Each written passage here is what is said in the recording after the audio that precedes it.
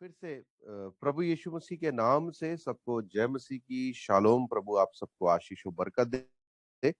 और सबसे पहले जैसे कि आप जानते हैं कि ये प्रोग्राम रिकॉर्डिंग होती है, इस प्रोग्राम की यूट्यूब चैनल पे जाता है serving people in need of fellowship पर। और प्रभु का बड़ा ही धन्यवाद है कि हमें परमेश्वर अवसर दे रहे हैं कि हम डेली इसको रिकॉर्ड कर कर यूट्यूब पे डालते हैं और यूट्यूब के थ्रू कई लोग इसको देखते हैं। और कई लोगों का मुझे पर्सनली कमेंट भी आता है, मैसेज भी करते हैं कि आप बहुत अच्छा काम कर रहे हैं। तो परमेश्वर का धन्यवाद है कि प्रभु हमें मौका दे रहा है इसको कार्य को आगे बढ़ाने के लिए। सो आप प्रार्थना करते रहें ताकि परमेश्वर का वचन जो है वो हर एक के पास जाए और डेली जाए। तो प्रभु का धन्यवाद है। और सो जो हम मीटिंग को शुरू करते हैं, हम लोग निकालेंगे व्यवस्था विवरण उसका 28 अध्याय निकालेंगे। व्यवस्था विवरण उसका 28 अध्याय उसकी एक आयत निकालेंगे। और जब तक हम व्यवस्था विवरण 28 अध्याय एक आयत देखते हैं ब्रदर रोहित के साथ, सो मैं आपको एक और चीज बता दूं कि इस प्रोग्राम को जब ये YouTube पे जाता है तो आप इसको रोज शेयर करें, ज्यादा से ज्यादा लोगों को शेयर करें इसको। अगर आपको लगता है कि ये वचन किसी के लिए आशीष बन सकता है, किसी के लिए एक समाधान बन सकता है, सोल्यूशन बन सकता है, तो आप इसको जरूर शेयर करें। सो हम पढ़ेंगे व्यवस्था विवरण 28 अध्याय उसकी एक आयत पढ़ेंगे। यदि तू अपने परमेश्वर यहोवा की सब आज्ञाएं जो मैं आज तुझे सुनाता हूँ चौकसी से पूरी करने की चित्त लगाकर उसकी सुने तो वह तुझे पृथ्वी के सब जातियों में श्रेष्ठ करेगा। ठीक है, तो क्या कहता है वचन, एक बार फिर से इस आयत को पढ़ेंगे। व्यवस्था विवरण 28 अध्याय उसकी एक आयत देखेंगे, पढ़ेंगे दोबारा से। यदि तू अपने परमेश्वर यहोवा की सब आज्ञाएं, यदि तू अपने परमेश्वर यहोवा की, ठीक है ना, यदि का मतलब क्या है, इफ, अगर ऐसा करोगे तो ऐसा होगा। तो क्या कहता है, यदि तू अपने परमेश्वर यहोवा की सब आज्ञाएं। इस बात को हमें अंडरलाइन करना चाहिए, ये लिमिटेड आज्ञा नहीं है, ये सब आज्ञाएं हैं। सब आज्ञाएं मानना बहुत जरूरी है।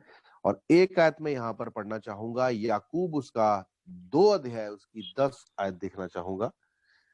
याकूब की पत्री उसका 2 अध्याय उसका 10 आयत देखने के बाद फिर से हम यहीं आ जाएंगे, पढ़ेंगे एक बार फिर से। याकूब 2 की 10 क्या कहता है?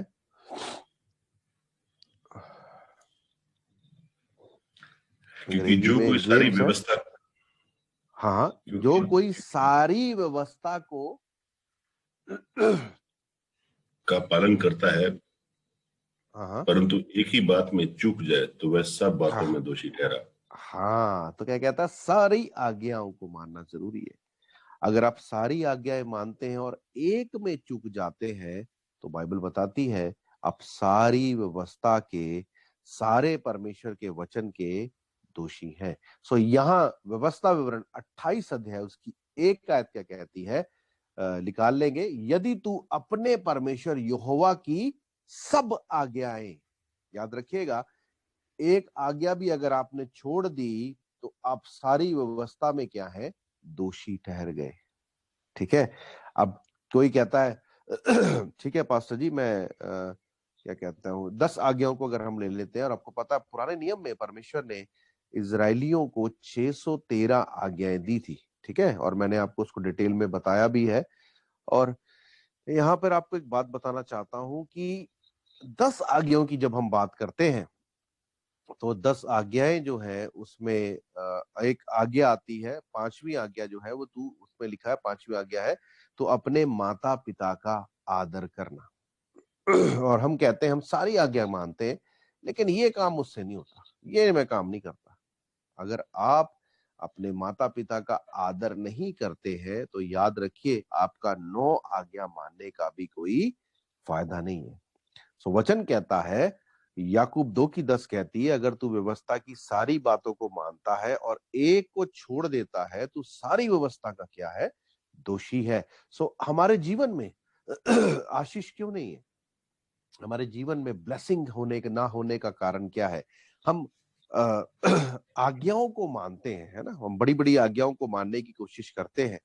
फॉर एग्जाम्पल, हम व्यभिचार नहीं करते, मूर्ति पूजा नहीं करते, है ना, टोना नहीं करते, है ना, जादू टोना नहीं करते और किसी के आगे मत्था नहीं टेकते, ठीक है, लेकिन हम गुस्सा करते, हम गाली निकाल देते, हम जेलसी करते हैं, हम माफ नहीं करते हैं, हम घमंड करते हैं।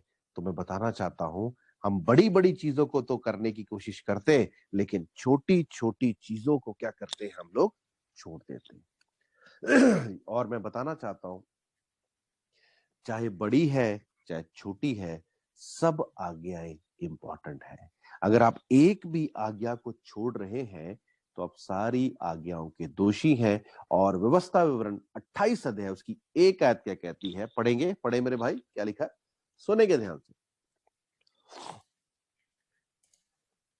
यदि तो अपने परमेश्वर यहोवा की सब आज्ञाएं जो मैं आज तुझे सुनाता सब हूँ, आज्ञाएं, फिर मैं इस बात को अंडरलाइन करूंगा, सब आज्ञाएं, याद रखिएगा, यहां क्लियरली लिखा, यहां ये नहीं लिखा यदि तू अपने परमेश्वर यहोवा की आज्ञाएं, या क्या लिखा है, सब। जब सब वर्ड आ जाता है इसका मतलब क्या है, एक भी छोड़नी नहीं है। इस बात को बड़े ध्यान से देखिएगा, जब सब वर्ड आ गया, सब का मतलब क्या है, कोई भी छोड़नी नहीं है ना, सब आज्ञाओं को मानना है। आगे पढ़े, क्या लिखा है, सब आज्ञाएं जो मैं आज तुझे सुनाता हूँ, आज मैं तुझे सुनाता हूं, आगे चौकसी से पूरी करने की चित लगाकर। देखिए क्या कहता है, चौकसी से। चौकसी, चौकसी का मतलब क्या है, कभी कर लिया जी, कभी नहीं किया जी, कभी मान ली जी, कभी ओ पास्टर जी गलती होगी जी, ओ जी मेरे तो नहीं होया जी, मेरे तो गुस्सा हो गया जी, मेरे तो गाली का निकल गई। वचन कहता है चौकसी। चौकसी का मतलब क्या है, ये चौकसी वर्ड जो है इसको अंग्रेजी में कहते हैं अटेंशन। और ये अटेंशन जो वर्ड है, चौकसी जो वर्ड है, एक आर्मी जो का जो सैनिक है। क्षमा चाहूंगा, मेरा थोड़ा गला बहुत खराब है काफी दिनों से, आप दुआ करें जल्दी ठीक हो जाए। सो बोलने में भी तकलीफ होती है मुझे, लेकिन मैं बात कर रहा हूँ चौकसी वर्ड की। चौकसी वर्ड जो है एक आर्मी के जो सैनिक है उसके लिए बहुत इंपॉर्टेंट है। और आपको पता है, अगर वो बॉर्डर पे खड़ा है, अगर उसकी जरा सी चौकसी हटी तो क्या होगा, आप जानते हैं, अगले ही पल उसे अपनी जान को गंवाना पड़ेगा। और उसे अपनी जान को तो गंवाना पड़ेगा पड़ेगा, वो किसकी हिफाजत के लिए खड़ा है वहां बॉर्डर पे, अपने देश के लिए। अगर उसको चौकसी हटी, वो तो मरेगा ही मरेगा, साथ में वो अपने देश जिसकी वो सुरक्षा कर रहा है उसका भी नुकसान करेगा। सो यहाँ जो वर्ड आया चौकसी, इसको बड़े ध्यान से अंडरलाइन कर लीजिए। दो वर्ड्स देखे हमने, एक तो देखा सब आगे, सब आगे का मतलब क्या है, सब कुछ इंक्लूड है उसमें।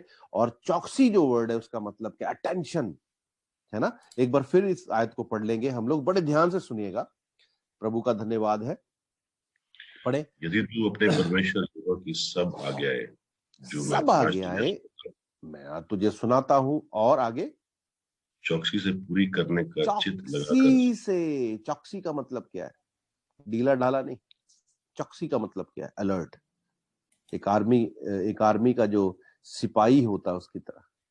और मैं बताना चाहता हूं, शैतान भी हम पे अटैक करता है, और अगर हम ढीले ढाले हो जाएं तो हमें 2 मिनट में क्या करता है, वो 2 मिनट में हमारे को गिरा देता है ना। तो वचन क्या कहता है, चौकसी से पूरी करने को, आगे क्या कहता है, चित लगाकर उसकी सुने। चित्त लगाकर, अब ये वर्ड भी है, चित्त लगाकर, चित्त लगाकर उसकी सुने। चित्त लगाकर मतलब क्या, मन लगाकर। जब हम स्कूल में पढ़ते थे तो हम, मैडम हमें पढ़ाती थी तो कई लोग चौकसी से सुनते थे, कई लोग कहते थे यार ये कब पीरियड खत्म होगा, कब ये खत्म होगा, हमें पता है यार, ये हमें हमें यही बताती रहती, यही बस सुनाती रहती मैडम। तो वचन क्या कहता है, हमें पहली बात क्या है, सब आ गया है, दूसरी बात क्या है, चौकसी से, और तीसरी बात क्या है, चित्त लगाना है। ऐसे नहीं है, लाइटली नहीं लेना, वो बोल रहा है कर रहा है।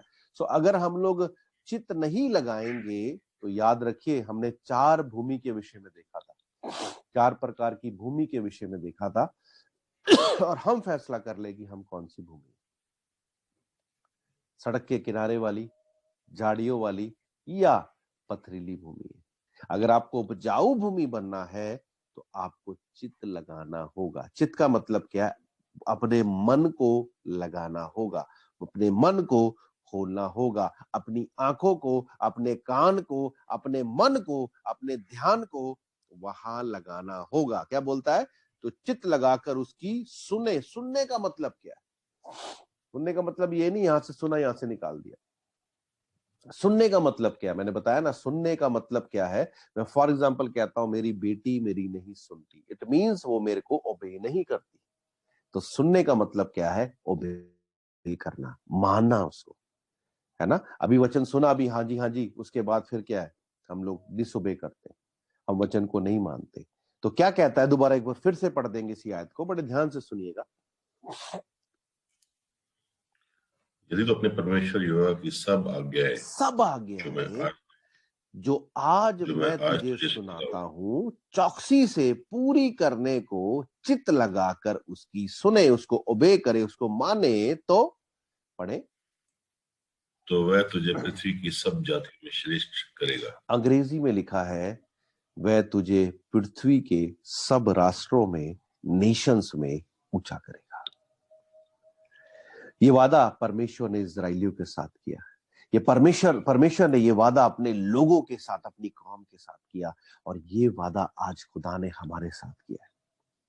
परमेश्वर चाहता है हमें ऊंचा करना, परमेश्वर चाहता है हमें बढ़ाना, लेकिन हम लोग क्या करते? वचन तो सुनते हैं पर उस पर चलते नहीं, है ना। हम लोगों की बातों में आ जाते हैं, है ना। हम लोगों की बातों में बहक जाते, रिश्तेदारियों की बातों में बहक जाते, कलीसिया के लोगों की बातों में बहक जाते, लेकिन जो खुदा का कलाम कहता है हम उसके अनुसार नहीं चलते। वचन कहता है अगर तुम मेरी सुनोगे, है ना, परमेश्वर कहता है अगर तुम मुझे मेरी सुनोगे, उस पर चलोगे, अगर तुम मेरी सुनोगे, उस पर चलोगे, तो मैं तुम्हें पृथ्वी में क्या करूंगा? पृथ्वी के सब नेशंस में ऊंचा करूंगा। एक आयत मुझे यहाँ पे याद आती है, एक आयत में आपके साथ देखना चाहूंगा। अब मेरे साथ एक आयत निकाल लीजिए, यूहन्ना उसका 14 अध्याय उसकी 23 आयत पढ़ के देखिए क्या लिखा है। वचन क्या कहता है, पढ़ेंगे। यूहन्ना उसका 14 अध्याय उसकी 23 आयत पढ़ के देखें। जब तक भाई निकालते हैं आयत को, मैं यहां पर आपको बताना चाहता हूं, परमेश्वर कहता है, व्यवस्था विवरण 28 अध्याय जब हम पढ़ रहे हैं, उसकी एक आयत जब हम पढ़ रहे हैं, वहां परमेश्वर हमें क्या कहता है? अगर तुम मेरी आज्ञाओं को मानोगे, उस पर चलोगे, तो मैं तुम्हें राष्ट्रों में ऊंचा करूंगा, नेशंस में ऊंचा करूंगा। ये कौन बोल रहा है? ये परमेश्वर बोल रहा है। यहां एक सवाल पैदा होता है, क्या परमेश्वर झूठ बोलता है? बताइए। अपने मनों में सोचकर उत्तर दीजिए, क्या परमेश्वर झूठ बोलता है? हाँ जी, बोलता होगा कभी कभी, परमेश्वर भी कभी कभी बोल देता है ना। खाती पीती दे विच कहे जाता है जी, लोग बोलते हैं ना, खाती पीती दे विच क्या गया जी। लेकिन मैं आपको बताना चाहता हूं, परमेश्वर जो है वो कभी झूठ नहीं बोलता। बाइबल बताती है, आसमान टल जाएगा, जमीन टल जाएगी, पर उसका वचन कभी नहीं टलेगा। बाइबल कहती है, जैसा यीशु मसीह कल था, आज है और हमेशा रहेगा। वचन बताता है, अगर आप उसकी मानोगे, उसकी सुनोगे, वो आपको नेशंस में ऊंचा करेगा। और जब हम यूहन्ना 14 अध्याय उसकी 23 आयत पढ़ते हैं, तो यहां पर भी खुदावंद यीशु मसीह ने इस बात को क्लियर किया। और हम जब इस वचन को पढ़ते हैं तो जानेंगे कि हमें वो कैसे ऊंचा करेगा। हम पढ़ेंगे यूहन्ना 14 अध्याय उसकी 23 आयत पढ़िए, क्या लिखा है। यीशु ने उसको उत्तर दिया, हाँ, यदि कोई मुझसे प्रेम रखे तो वह मेरे वचन को मानेगा। मेरे वचन को मानेगा। ऊपर भी हमने देखा वचन को मानने से क्या होता है, तो यहाँ भी देख लेते वचन को मानने से क्या होता है। कहता मेरे वचन को मानेगा। आगे। और मेरा पिता उससे प्रेम रखेगा। मेरा पिता उससे प्रेम रखेगा। आगे। और हम उसके पास आएंगे, हम उसके पास आएंगे और उसके साथ वास करेंगे। उसके साथ वास करेंगे। परमेश्वर कहाँ रहना चाहेगा? आपके घर में नहीं आना चाहता, वो आपके शरीर के अंदर आना चाहता है। पौलुस कहता है कुरिन्थियों में, तुम्हारा शरीर पवित्र आत्मा का मंदिर है। पवित्र आत्मा यानी कि परमेश्वर। परमेश्वर अपने मंदिर में आना चाहता है। वो कब आएगा? जब आप उसके आज्ञाओं को मानेंगे। सोच के देखिए, जब परमेश्वर की आज्ञाओं को आप मानेंगे, परमेश्वर यानी कि पिता परमेश्वर और उसका पुत्र यीशु मसीह आपके अंदर आकर वास करेंगे। वो परमेश्वर जिसने पूरी कायनात को बनाया, वो परमेश्वर जो राजाओं का राजा और प्रभुओं का प्रभु है, वो आपके अंदर आके रहेगा। तो ये व्यवस्था विवरण 28 की 1 कहती है, वो तुझे सारे नेशंस में ऊंचा करेगा। खुद सोच के देखिए, जब राजा ही आपके अंदर आकर बैठ गया, जब परमेश्वर ही आपके अंदर आकर बैठ गया, तो आप ऑटोमेटिकली सब नेशंस में ऊंचे हो जाएंगे। ये कोई कथा कहानी नहीं है बाइबल में। अगर आप वचन को मानेंगे, प्रैक्टिकली करके देखेंगे, तो आप अपने जीवन में आशीष को देखेंगे। सो वचन क्या कहता है? व्यवस्था विवरण 28 अध्याय में फिर से चले जाएंगे तो एक आयत में हमने क्या देखा है, मैं एक बार के लिए रिपीट कर देता हूं। व्यवस्था विवरण 28 अध्याय में फिर से जाएंगे। कहता है, यदि तू अपने यहोवा की सब आज्ञा, एक भी छोड़नी नहीं है, सारी आज्ञाओं को मानना है। और कहता है, जो मैं आज तुझे सुनाता हूं, चौकसी से पूरे करने को चित लगाकर उसकी सुने, तो वह पृथ्वी की सब जातियों में श्रेष्ठ करेगा। यहाँ जातियों वर्ड क्यों आया है मैं बताना चाहता हूं, क्योंकि ये हिंदी में अनुवाद हुआ है, इसीलिए इसको जाति शब्द आया है। अगर अंग्रेजी में इसको बाइबल को पढ़ेंगे, इस आयत को पढ़ेंगे, तो वहां लिखा है नेशंस। तो परमेश्वर कहता है, मैं तुम्हें जातियों में क्या करूंगा? ऊंचा करूंगा। 2 आयत पढ़ के देखें क्या लिखा है। 2 आयत पढ़ दीजिए। व्यवस्था विवरण 28 की 2 क्या लिखा है? पढ़ेंगे वचन को।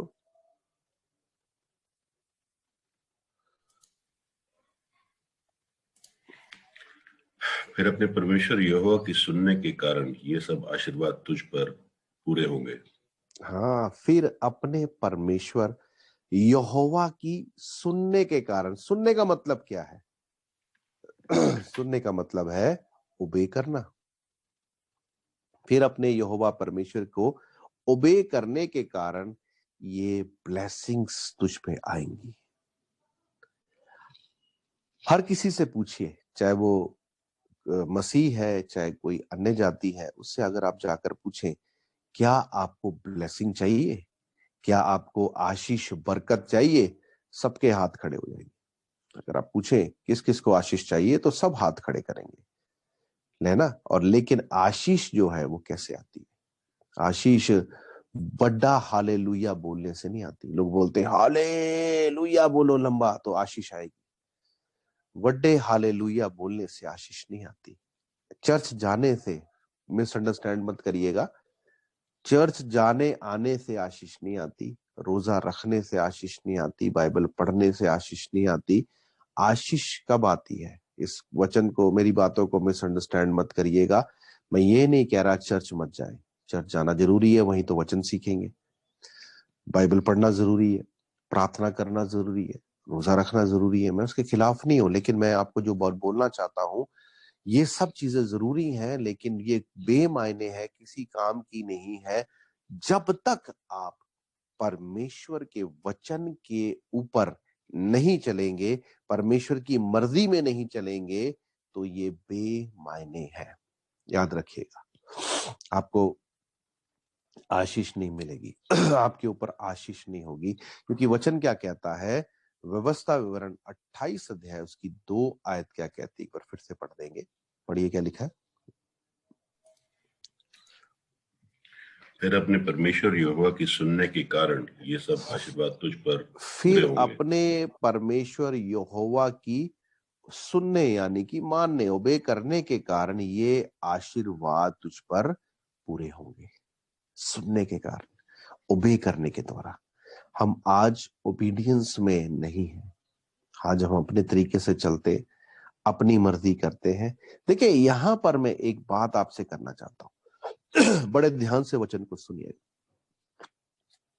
बाइबल में आप एक व्यक्ति को देखते हैं, है ना, मरकुस 10 अध्याय में, है ना। आइए हम लोग मरकुस 10 अध्याय में चलते। आइए हम एक व्यक्ति को देखें। अभी खुदा ने मेरे मन में ये बात को डाला।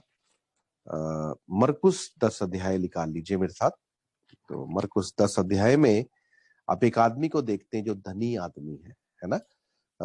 मरकुस 10 अध्याय उसकी 17 आयत, यहां से आयत पढ़ के देखिए वचन क्या कहता है। बड़े ध्यान से सुनिएगा। और जब वह निकलकर मार्ग में जाता था तो एक मनुष्य उसके पास दौड़ता हुआ आया और हाँ, उसके आगे घुटने टेक कर उससे पूछा, हे उत्तम क्या गुरु। कहता है, जब वह मार्ग में जा रहा था तो एक मनुष्य उसके पास दौड़ता हुआ आया और उसके आगे घुटने टेक कर उससे पूछा। क्या पूछा?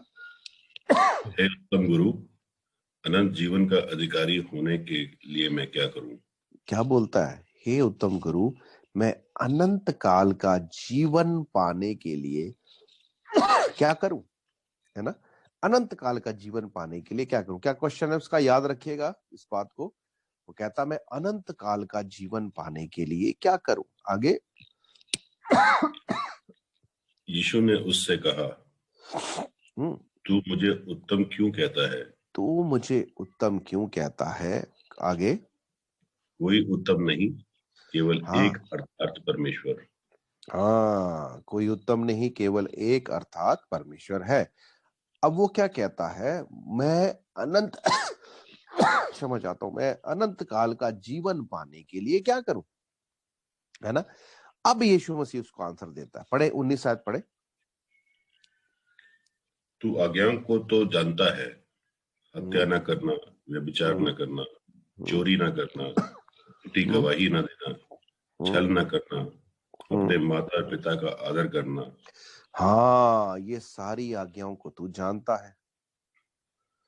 हत्या न करना, व्यभिचार न करना, चोरी न करना, झूठी गवाही न देना, छल न करना, अपने पिता और अपनी माता का आदर करना।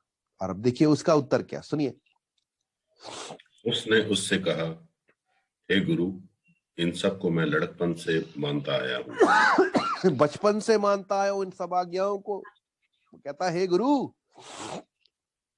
इन सब आज्ञाओं को तो मैं बचपन से फॉलो कर रहा हूं। है ना? अब पढ़िए क्या लिखा है, क्या कहता है यीशु मसीह। यीशु ने हाँ उस जी। पर दृष्टि कर कर उससे प्रेम किया। हाँ, यीशु ने उसकी ओर देखा और स्माइल दी, प्रेम किया उसने। और क्या कहा? क्या कहा, और पढ़े। उससे कहा, हाँ, तुझ में एक बात की घटी है। तुझ में एक बात की घटी है। सुनिए ध्यान से। वो कहता है, मैं सारी आज्ञाएं मानता हूं। आज हम लोग भी कहते हैं, ओ जी मैं तो चर्च भी जाता है, मैं तो फ्राइडे फास्ट भी करता है, ओ मैं तो 40 दिन दे रोजे भी रखता है, ओ मैं तो सारी आज्ञा मानता हूं। है ना? वो कहता है सारी आज्ञा मैं बचपन से मानता हूं। यीशु क्या कहता है उसको? तुझ में एक बात की घटी है, वो क्या है? पढ़ेंगे आगे। जो कुछ तेरा है उसे बेचकर कंगालों को दे, जो कुछ तेरा उसे बेच कर कंगालों को दे दे। आगे। और तुझे स्वर्ग में धन मिलेगा। तुझे स्वर्ग में धन मिलेगा। समझ रहे बात? इट मीन्स वो सारी आज्ञाओं को बचपन से मानता था। लेकिन आगे पढ़े, इसको पूरा कंटिन्यू करो, फिर बताता हूं मैं। और आकर मेरे पीछे हो ले। आगे। इस बात से उसके चेहरे पर उदासी छा गई और वह हम्म शोक करता हुआ चला गया, क्योंकि क्योंकि वह बहुत धनी था। वो सारी आज्ञाओं को मानता था, याद रखिएगा। वो हमसे भी ज्यादा धर्मी था। आपको पता है, यहूदी लोग बहुत कट्टर होते हैं। वो सब आज्ञाओं को मानते हैं। आपने देखा, वो सारी आज्ञाओं को मानता है ना? क्या क्या आज्ञा है? हत्या न करना, व्यभिचार न करना, चोरी न करना, झूठी गवाही न देना, छल न करना, और अपने माता पिता का आदर करना। यीशु से देख कर कहता है, तुझ में से एक बात की घटी है, तो अपना पैसा कंगालों को दे दे, तो स्वर्ग में तुझे धन मिलेगा। यीशु मसीह उससे धन क्यों मांग रहा है? बाइबल तो कहती है यीशु मसीह हमारे लिए कंगाल हो गया ताकि हम अमीर हो जाए। लेकिन यीशु उससे धन की डिमांड क्यों कर रहा है? रीजन क्या है? रीजन ये है कि वो बहुत अमीर आदमी है और पैसा उसके घमंड का कारण है। यीशु कहता है, धनी आदमी का परमेश्वर के राज्य में जाना कितना कठिन है। इसका मतलब अमीर आदमी तो जाएगा ही नहीं। यीशु मसीह तो राजाओं का राजा और प्रभुओं का प्रभु है। वो तो खुद स्वर्ग में रहता है। तो उसका मतलब ये नहीं है कि अमीर होना गलती है, अमीरी अच्छी है, लेकिन अमीर होकर घमंडी होना वो ठीक नहीं है। वो सारी बातों को मानता है लेकिन घमंड को नहीं छोड़ता। मैंने बोला ना, बड़ी बड़ी आज्ञाएं सारी मानते हैं हम लोग, व्यभिचार नहीं करते, झूठी गवाही नहीं देते, चोरी नहीं करते, किसी चीज का लालच नहीं करते, बाइबल पढ़ते, रोजा रखते, सब कुछ करते हैं, लेकिन छोटी छोटी बातें जो है उनको हम छोड़ देते हैं। और वचन कहता है, श्रेष्ठ गीत 2:15 कहती है, इन छोटी छोटी लोमड़ियों को पकड़ लो जो तुम्हारी दाग की बारियों को खराब करती हैं, क्योंकि तुम्हारी दाग की बारी में फूल लगे हैं। मैं बताना चाहता हूं, ये छोटी छोटी बातें जो हैं वो हमें परमेश्वर के राज्य में जाने से रोक देंगी।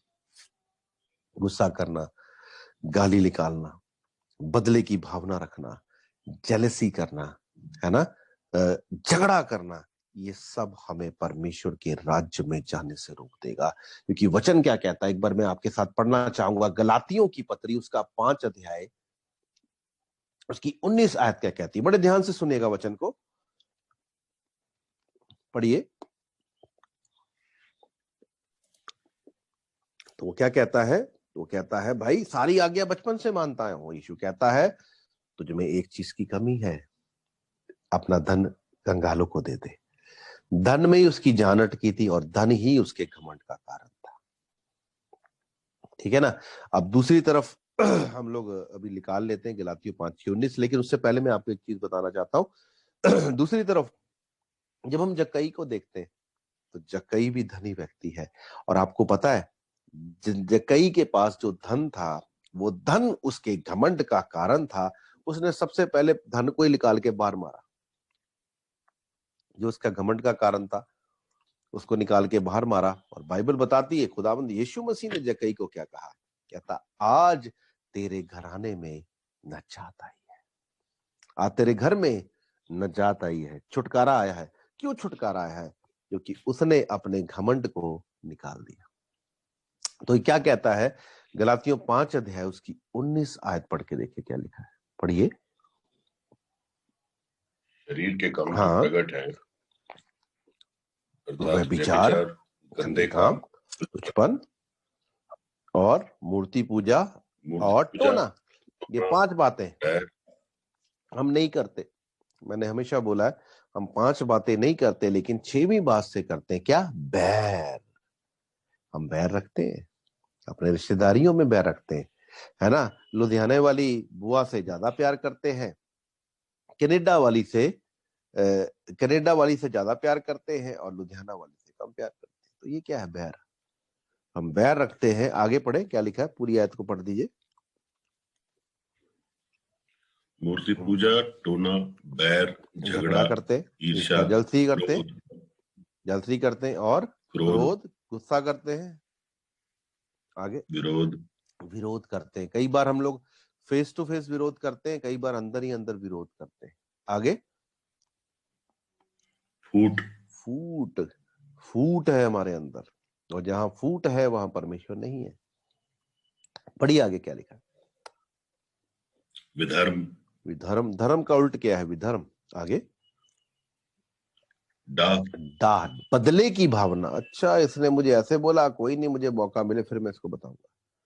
बदले की भावना। आगे मतवालापन, मतवालापन। आगे लीला क्रीड़ा, हाँ, आगे और इनके जैसे और काम है। हाँ, आगे अब देखो, ऐसे जैसे और भी काम है। आगे क्या कहता है वो, पढ़िए।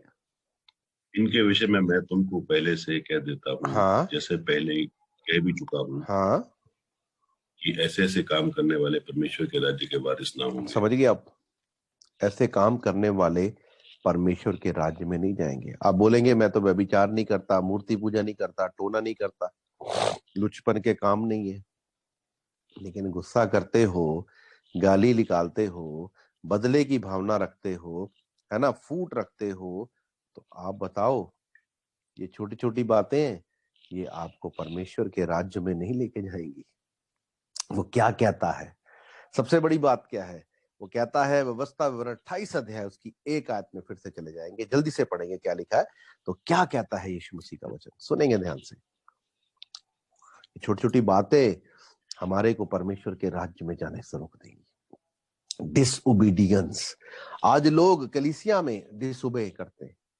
अगुआ जो सिखाता है, पास्टर जो सिखाता है, उसकी मानते ही नहीं, अपनी चलाएंगे, अपने तरीके से काम करेंगे, अपने तरीके से जिंदगी जिएंगे। सो भाई आप बताना चाहता हूं, अगर आप पास्टर्स की नहीं सुनते, अगर अपने लीडर्स की नहीं सुनते, तो याद रखिएगा आप उस भेड़ के समान है जिसका कोई चरवाहा नहीं है। और जिस भेड़ का कोई चरवाहा नहीं है वो कहाँ जाती है आपको पता है। तो ओबीडियंस लाना बहुत जरूरी है। एक आयत यहां देखना चाहूंगा, फिर व्यवस्था विवरण 28 अध्याय में आ जाएंगे। मैं एक आयत देखना चाहूंगा, लूका उसका 10 अध्याय उसकी 16 आयत क्या कहती है, सुन के देखिए क्या लिखा। लूका 10 की 16 पढ़ के देखिए। जो तुम्हारी सुनता है वो मेरी सुनता है। वचन क्या कहता है? जो मेरे सेवक की सुनता है, जो खुदा ने ठहराए, जो कहता, जो परमेश्वर यीशु मसीह कहता, जो तुम्हारी सुनता, मेरी, तो पढ़िए दोबारा पढ़िए क्या लिखा। जो तुम्हारी सुनता है जो वह मेरी तुम्हारी सुनता है मेरी सुनता है। तो तुम्हारी सुनता है, जो पास्टर की सुनता है वो उसकी सुनता है, पास्टर अपनी तरफ से तो कहता ही नहीं कुछ। ठीक है ना, आगे। और जो तुम्हें तुच्छ जानता है वो मुझे तुच्छ जानता है। जो सेवकों को तुच्छ जानते हैं, परमेश्वर कहता है वो मुझे तुच्छ जानते हैं। याद रखिएगा, सेवक जो है, जो सेवकाई कर रहा है, जिसे खुदा ने खड़ा किया है, उसकी माननी बहुत जरूरी है, उसको ओबे करना बहुत जरूरी है। परमेश्वर ने मूसा को खड़ा किया, इजराइलियों को मूसा की माननी थी, लेकिन इजरायली लोग क्या करते थे? मूसा पे ही बुड़बुड़ाते थे, कुड़कुड़ाते थे, और उसी के ऊपर पथराव करना चाहते थे। वही उनको सिखाता था, चलाता था, वचन सिखाता था, अपना पूरा टाइम उन पे व्यय करता था, लेकिन लोग उसकी नहीं मानते थे। और बाइबल बताती है जो उसकी नहीं मानता था वो नाश हो जाता था। तो वचन क्या कहता है? व्यवस्था विवरण 28 अध्याय उसकी एक आयत क्या कहती है, एक बार फिर से पढ़ देंगे, सुनिए ध्यान से क्या लिखा वचन में। यदि तो अपने परमेश्वर यहोवा की सब आज्ञाएं, सब आज्ञाएं, यदि देखिए सब आज्ञाएं, सब आज्ञाएं जो आज मैं तुझे सुनाता हूं, आगे चौकसी से पूरी करने का चित लगाकर उसकी सुने। चौकसी से पूरी करने को, चौकसी, अलर्ट होना है हमें, ढीला ढाला नहीं होना। आज लोग ढीले ढाले है ना। चौकसी से पूरे करने को चित लगाकर उसकी सुने। उसकी सुनने का मतलब क्या है? ओबे करे तो पढ़िए, तुझे पृथ्वी की सब जातियों में श्रेष्ठ करेगा। वह पृथ्वी की सब जातियों में तुझे ऊंचा करेगा। ये उसका वादा है। आगे पढ़े क्या लिखा है? फिर अपने परमेश्वर यहोवा की सुनने के कारण ये सब आशीर्वाद तुझ पर पूरे होंगे। ये सब आशीर्वाद तुझ पे पूरे होंगे। क्या आशीर्वाद आएंगे? पढ़े आगे।